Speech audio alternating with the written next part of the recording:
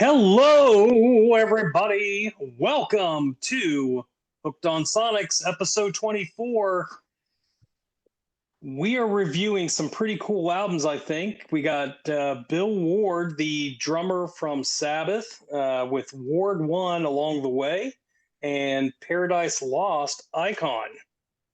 And speaking of icons, I think I see one over there. That there's Tony. Tony, how are you? I'm doing great, man. How's everybody else doing? Good. Tony, would you like to introduce our special guest? I sure would. This is another member that's going to be on the Black Sabbath singer panel for the season finale.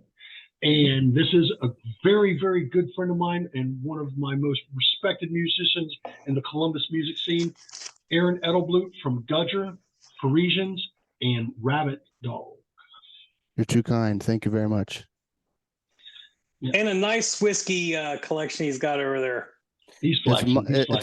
It's modest. It's just this is just my end table collection. This little thing?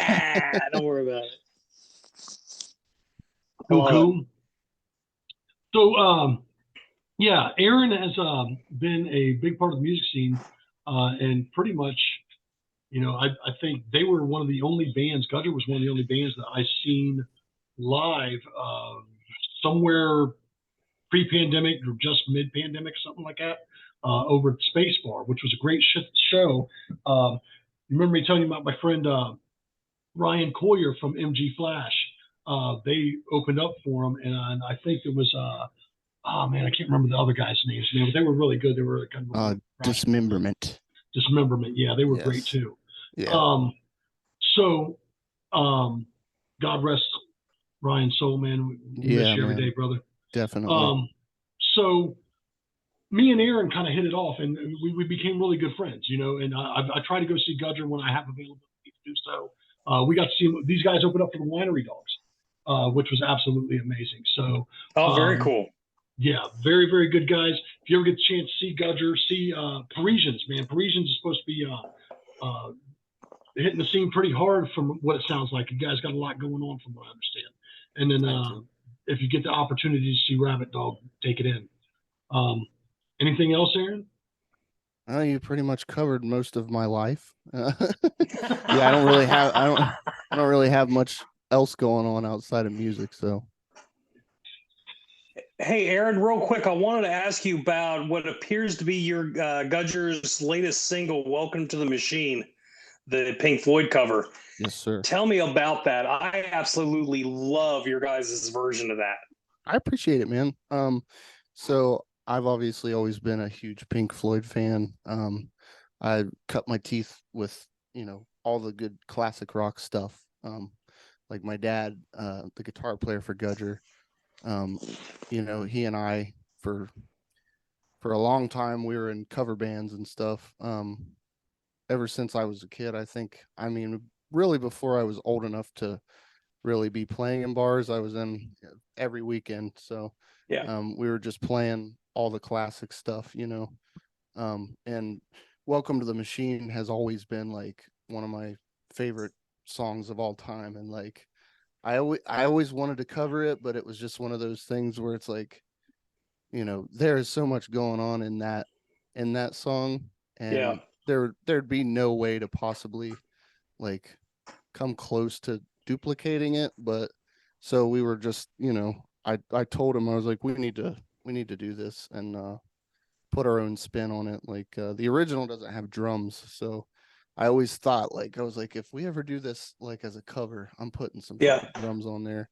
And and we didn't have a synth player, and that's like 99% of that song is synth. So Neil Turry from Amish Electric Chair Studios, he's the guy that records all of our stuff down in Athens. But now Neil played bass for you for a while too, didn't he? Yeah, he did.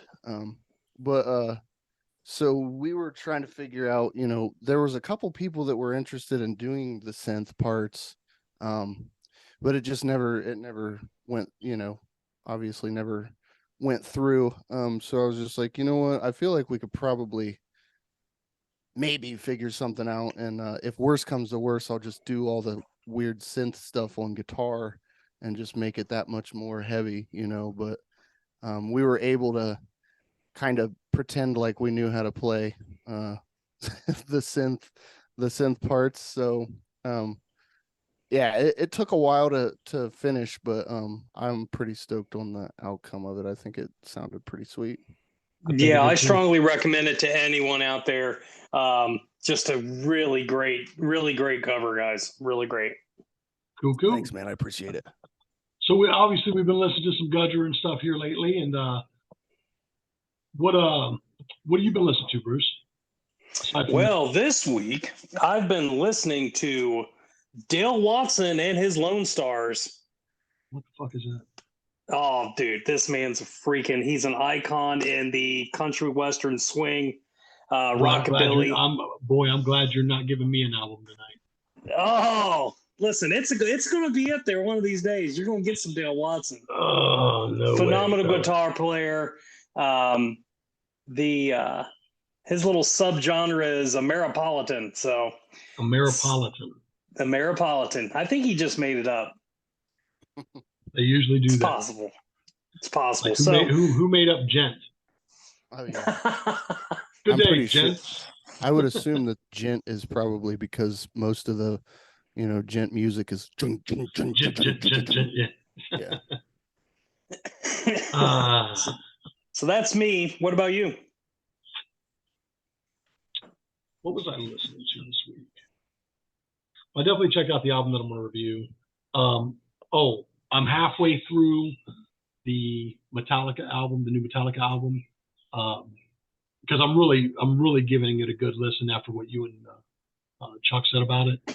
I've made it to Lux Eterna, and I need to finish the album from there.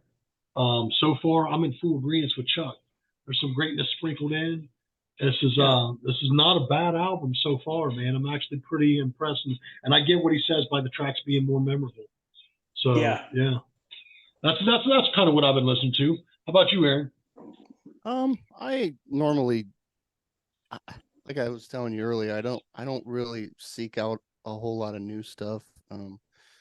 Not because I'm not interested. It's just, I always find myself just reverting back to what I always listen to. I don't know, be it a comfort zone thing. I have no idea, but no, I listen to a lot of CKY. I don't know if you guys are familiar with those guys. Mm-hmm. Fucking love that band. They were BAM's friends. Yeah.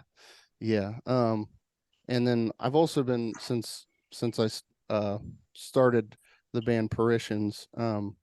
They're kind of like up the metalcore alley, so I've been kind of diving into that genre a little more just to see, what's popping right now in that genre. So one band that I really am fond of is a band called Currents. They're super heavy. They actually just came out with a record, I think 2 days ago, maybe.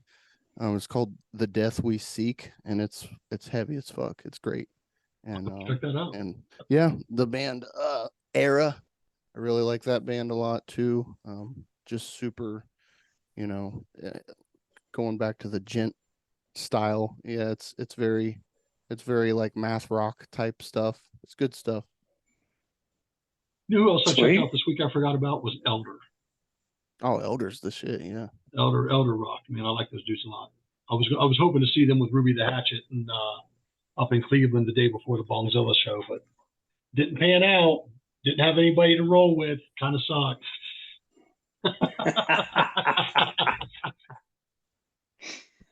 Table for one. Yeah. The wife don't like me taking them long drives by myself, being diabetic and heart patient and shit. Yeah. Oh yeah. It is what it is. I like it. Well, what are you drinking over there? Me personally, I am finishing a bottle of Benchmark Top Floor, and I will shoot this last shot before we leave, but I'm having a shot in a glass of cherry Coke. Hell yeah. A fine Very nice. Very nice. Aaron, what about you? I've been drinking on this Blanton's that I was lucky enough to score a couple weeks ago. It was pretty wild. Like the place that I normally go for allocated stuff, they actually had so much of it there when I was there that you could pick the letter like the on the corks or whatever. Yeah. So I was pretty stoked about that. Wow. But other than that, I'm cutting it with some Guinness here. So Nice. There you go. yeah, you gotta have a palate cleanser. Nice. Well, gentlemen, I've got just a palate cleanser for you. I decided to go old school. I certainly wouldn't say cool, but just what I felt like drinking. Today we have A Natural natty Light, light. Hell yeah. beer of champions. So when it comes to those cheaper beers like that, is that your go-to? No, What's your go-to? no. I mean, really, my go-to is Coors Light, but the cheap beer, either High Life or I like the Natty Daddies. Natty Daddies. I was just getting ready to ask you about those. I I've had a couple. ain't of them. scared. I'm a Keystone guy. I do like the Keystones. I like to drink me some Stones. And then I'm a Bush guy. Now, you know what I've always said about Bush? What's that? You want to know what I've always said about Bush? I've always said, if you can't fuck it, smoke it, or eat it, you might as well drink it. Salute. Oh yeah. You've never heard me tell you that? No, I Welcome, used to be a kids. Michelob guy. to- Back now, growing up, from the time I was like 20, from the time I was like probably 15 to the time I was like 25, I usually drank Michelob by the Gotcha. quart. And it didn't come in a 40; it came in a quart. Yeah. Oh, shit. I just drink all beers. I don't care. I am not picky when it comes to beer. I drank Yeah, before it drinks me. I stole a Willie Nelson line. He said I drink anything too thin to eat. So I'm like, all right, I get on board with that. So some of them stouts ain't for me.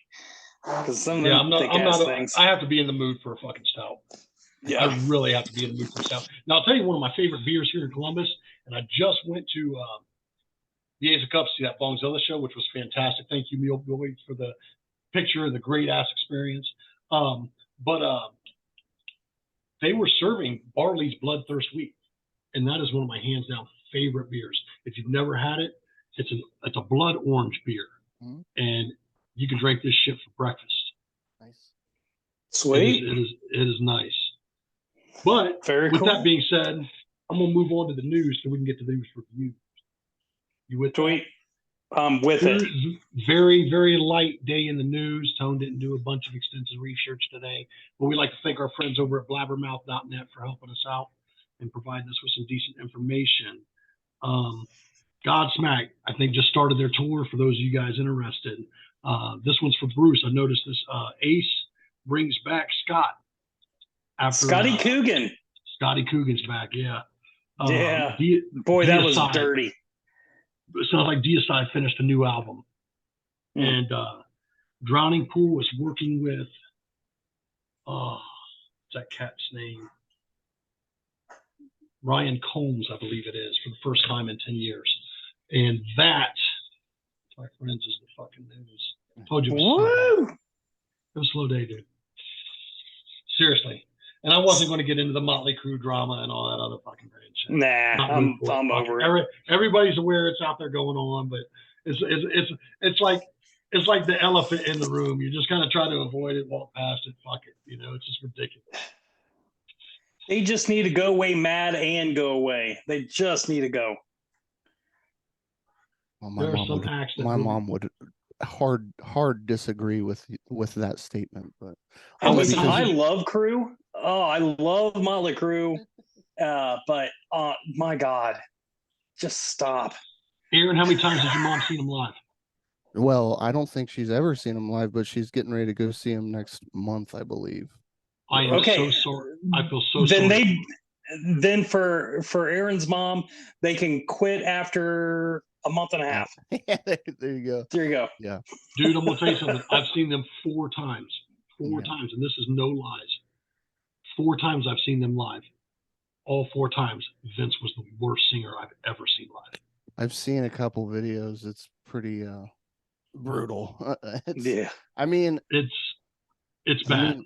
mean, his vocal range is super high though, and Jesus, how long can you do that? Like, I mean, when did you only see him in the later years, or did you see him like back in the day when they were I've seen him from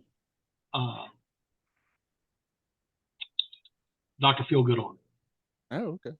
Oh, you seen him on that Feel Good tour? I think that was Buckeye Lake. Oh, like Thornville, Legend Valley. Legend Valley. As a matter of fact, you know what? I didn't go. Chris went and told me, and he still told me, even at that time, Vince was the worst. So there is a video out there, a full show of the Buckeye Lake concert that they played for the Girls tour. It was fucking fantastic.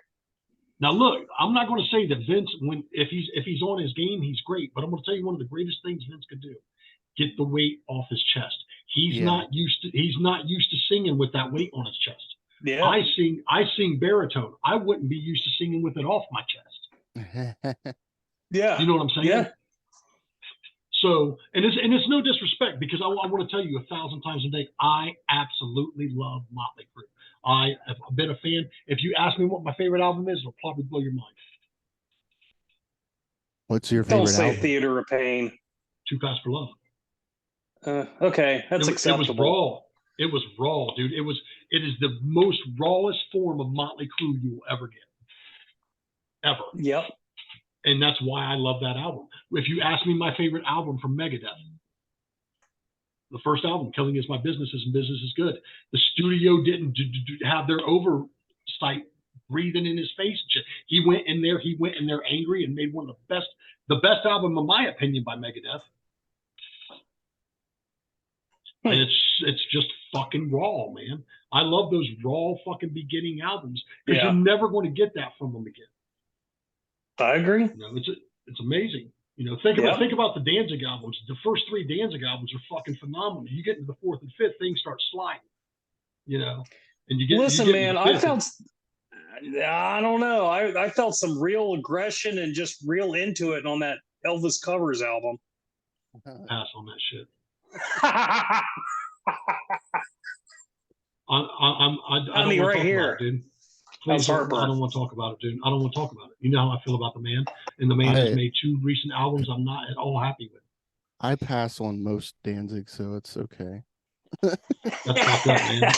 I am a huge Danzig fan. That's where I take a lot of my vocal influence from. Him and Mike Muir. Oh yeah, I get so much shit for saying that. Like, I honestly, I fucking love the Michael Graves era of the Misfits. I do too. But I do dude, too. I get so much shit for it. But like, the Dig Up Her Bones is such a fucking badass song. And agreed. Yeah, dude, it's sick. But you know, I'll tell you one of my favorite songs, Graves era, Descending Angel. Yeah. And that song to me is the closest of any of the Graves era songs that sounded like what would have came out of the Misfits in the earlier years. It is a great song. Did you ever listen to the fucking Sabbath cover that Danzig did? What was it? Hand of Doom? No,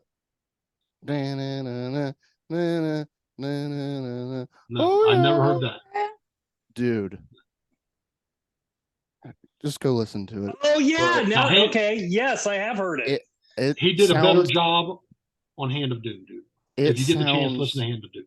It sounds like somebody doing a really bad impression of Danzig doing that song. Like, I just couldn't understand. Like, oh, you're killing me! You're killing me, man! I couldn't understand how anyone signed off on it. It was bad. Hey, dude, that's how I feel about these last 2 albums.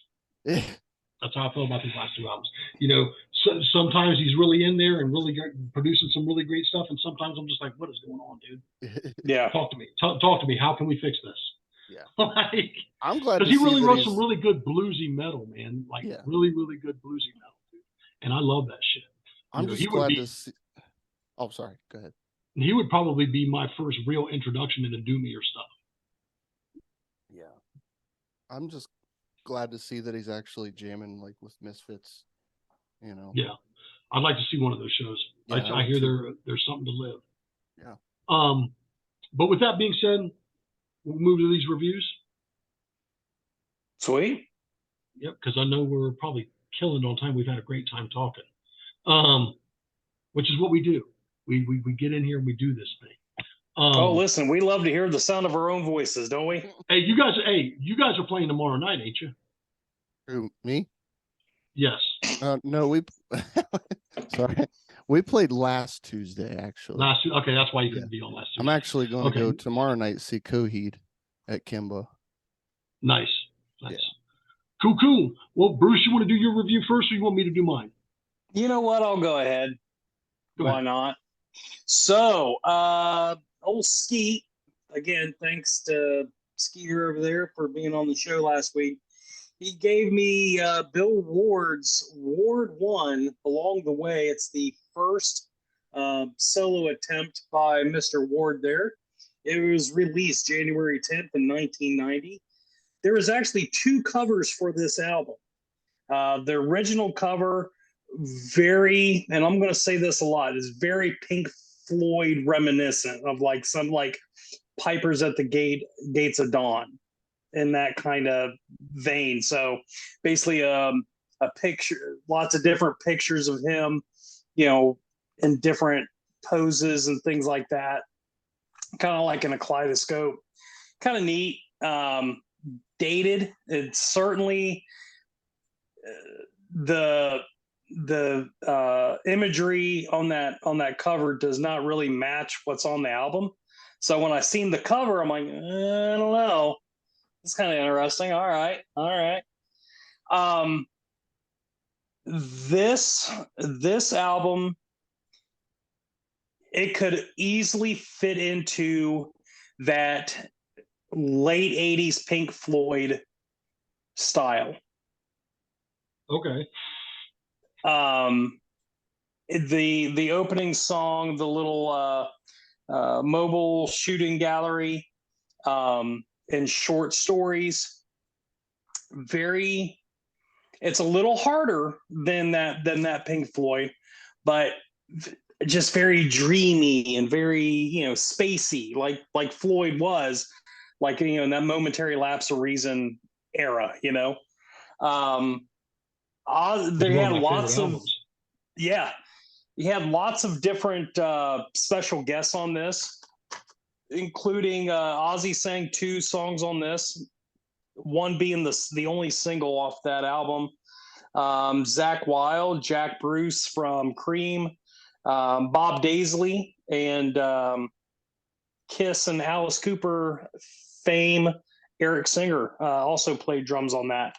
Wow. Yeah, lots of different people on this. The single on this album was Bombers Can Open Bombay. It didn't really make any sense. It's a catchy enough song, but it's dated. I encourage anyone to go out on YouTube and check out that music video. Ozzy was just starting to get out of that Phyllis Diller Golden Girls look that he had going on for Ultimate Sin, you know, so he was morphing into the No More Tears thing. So there's something to look forward to. Pink Clouds on an Island is probably one of my favorite songs on this album. Again, very Pink Floyd-esque and very, very mellow. Light Up the Candles is kind of a peace rally type. Hey everyone, let's just come together. Blah blah blah blah blah. There is some really great guitar work in this album. You can definitely pick out where Zakk Wylde is just left to be Zakk. Some really great guitar work in here. Let's see, probably my other favorite song on this, probably Sweep. It's kind of this weird shuffle. it's pretty cool. It's a pretty cool song. Um, all in all, again, if you guys like Pink Floyd at all, if you like Sabbath, this isn't Sabbath by any means.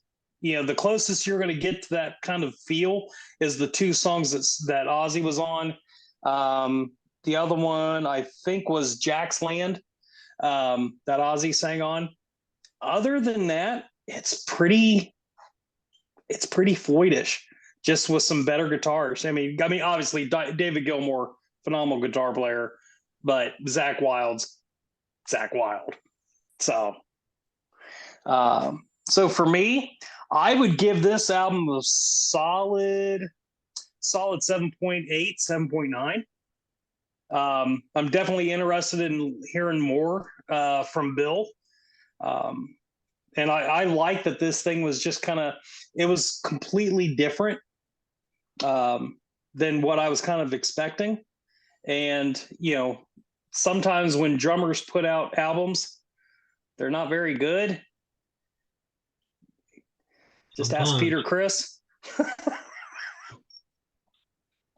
And yeah, that's this one's solid. This one was a pleasant surprise. That's the only thing I can think of off that album, and it's horrible. Oh, dude, I Can't Stop the Rain. Forget about it. It's a beautiful album. I can't. Dude, the best solo album is Aces by far. Salute to that. Salute to that. So you 7.8, 7.9. What are you going with? Which one? Give me 7.9. Nice. Not bad. Thank you, Skeet, for providing a solid album. I had Paradise Lost, Icon. This album was released in, it looks like, September of '93.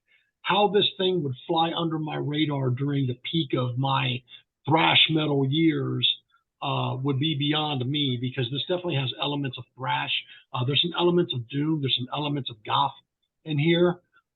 These guys are, they're really good, man. If I had to best describe it, man, the vocalist sounds like James Hetfield from Metallica, but these guys are out of the UK. Some of the guitar work here is absolutely, you know what? I'm not even going to say some of the guitar work. The guitar work on this album is absolutely amazing. There is just, these tracks are solid. If you had to put Metallica and these guys in a room together, it's easy to see why Metallica would win the airwaves. You know what I'm saying? And I'm not saying that these guys were in competition with them or anything like that. I'm just saying there's some similarities, but these guys are different enough from Metallica that they do have their own sound. The album starts out with a track called Embers Fire. Solid opening track. No doubt about it. This is a solid opening track. And it just flows album-wise. Boom, boom, boom. Just firing on all cylinders. Colossal Rains really sticks out in my mind. Forging Sympathy really sticks out in my mind. I think on 12, you had some female vocal choir work going on Christendom, I think that's pronounced. And then the final track was an instrumental, like, piano piece that was amazing. And it was like, hold on, this album just rocked. And then all of a sudden it's going to close out with this piano piece. Whoa. Okay. It seemed kind of off, but it was like the cherry on the fucking top, dude. Like, you know what? You got to listen to all this. Here, let us show you some other talent we have. Bling. So this is a good album. Standout tracks: Embers Fire, those first three, Remembrance, Forging Sympathy, Colossal Rains. I really liked that track. Weeping Words was pretty good. The female vocal choir part added into Christendom, and there are points that this guy sounds like Peter Steele. It's uncanny. Like, there's a lot going on in this album, and it's really a good lot. Like, taking it in is like taking in an old school thrash metal album, sprinkle in some elements of doom, sprinkle in some elements of goth, and yeah, this is a solid album, man. I really appreciate the fact that Skeet turned me on to it, but I will tell you this: it is it's a solid album, and it makes me want to check out these guys a little bit more. It makes me wonder what I missed of their catalog coming up, where this was going, because this sounds like their fourth album. And for a fourth album, I'm not going to lie, it sounds pretty polished. But if I had to give this album what I'm going to give it now, I am going to give it a solid 9.25. Whoop, whoop. It's a solid album, man. I think when you walk away from this episode, if you ain't got nothing going on and you're driving around tomorrow, pull this motherfucker up on YouTube, man. I think you'll find it's a pretty solid. My assessment's fair. I'll put it like that. Okay. I think you'll really get to understand that there's a lot going on here and it's all good. This is a pretty solid album. And you may find some standout tracks there for you. But yeah, 9.25 definitely makes me want to check these guys out. Just for full disclosure, I did not get to listen to the re-release album, which has 2 additional tracks on it called Sweetness and Your Hand in Mine. But when given the chance, I'm going to take my time to do so. This was actually a pretty solid album, and if you get the chance, Very cool. check it out. Thanks again, Skeet. Yeah, absolutely. Now, Aaron, have you heard any of either Paradise Lost or any of Bill Ward's solo stuff at all? I have not heard either one of them, so I will Okay. definitely be checking them out for sure. Very cool. Very cool. Very, very fair, very fair givings from Skeet this week. Enough to make us want to take a peek a little bit more. You know what I mean? Yeah. This is now on my radar. I'm going to take another look. You know what I mean? Yep. I would just, one more thing I would add to my album. You know, it's got that early 90s over polish. So it's like, that's kind of a big takeaway for me, where, if it was just a little less echo, it would have sounded a little bit better. But all in all, it's a pretty damn good album. So good deal. Yeah. All right. Aaron, is there anything else you'd like to discuss before we jump off the air tonight about what you've got going on? I know you said you got a show going on last week. What's the next show coming up? So I think Rabbit Dog has a show in Circleville at Toodles. Okay. I gotta find out when that is. It's this month. So it's Saturday, May 20th.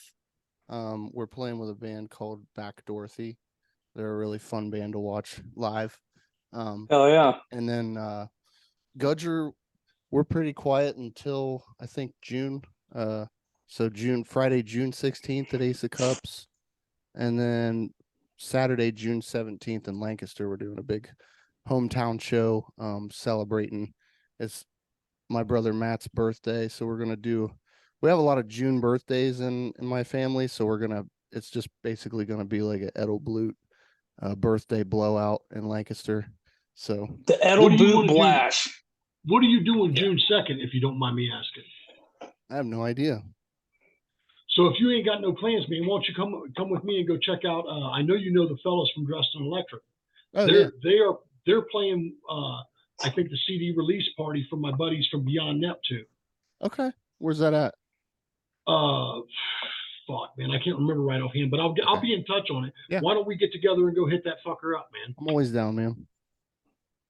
Hey, thanks for the invite, Tony. Dick.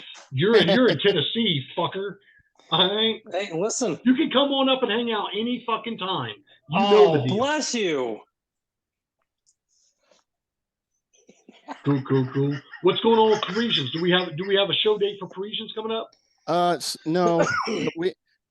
We're still in like our primordial state. We don't even have a solid lineup just yet. So right now, basically, we're just I'm recording. Me and Justin Kaplan, he's also the drummer for Gudger. So we're recording. Well, we got Scott Stevens as well. Scott Borealis, not your Scott Stevens, but Scott Borealis is what he goes by. He's another guitar player. So we're recording some singles and sprinkling them, trying to get some hype built up, So we do have some plans in the works. So definitely stay tuned. Very cool. Definitely, man. I really appreciate you taking the time to. I know you're a busy man, and I just really appreciate you taking the time to do the show. So at this point, we'd like to ask you: do you have an album for each of us to review, or an album for each one of us to review singly? I think if you both want to just review one album, that's cool with me. If it's cool with you, Okay. It's your choice, and- dealer's choice. yeah. So I guess going back to like I say, you know, I do tend to listen to like a lot of the same shit that I grew up on. So, and one band that like has been probably one of my biggest influences as far as like my guitar playing, it would probably be CKY is one of my biggest influences. So, not sure if you're super familiar with them, but they have a great album. It's called An Answer Can Be Found. And yeah, that's probably one of my favorite records by them. It's just full of it's riff city, so it's Nice. like, I mean, it's all heavily like it's like octave. The dude uses an octave pedal in basically every song, but I've always loved that sound, you know, and just their riffs, and it's great. So hopefully you enjoy it. Good, man. Do me a Very favor. cool. Just make sure you tune in next week when we get to review it. We'll lay that down for you. You'll get two separate reviews. They may end up landing on the same. Me and Bruce have never landed on the same. That's not true. What? We got about 3 minutes. Make it happen. I Captain. think no. I think we both gave Willie Nelson a 10, and I think we both gave Dorothea Cottrell a 10.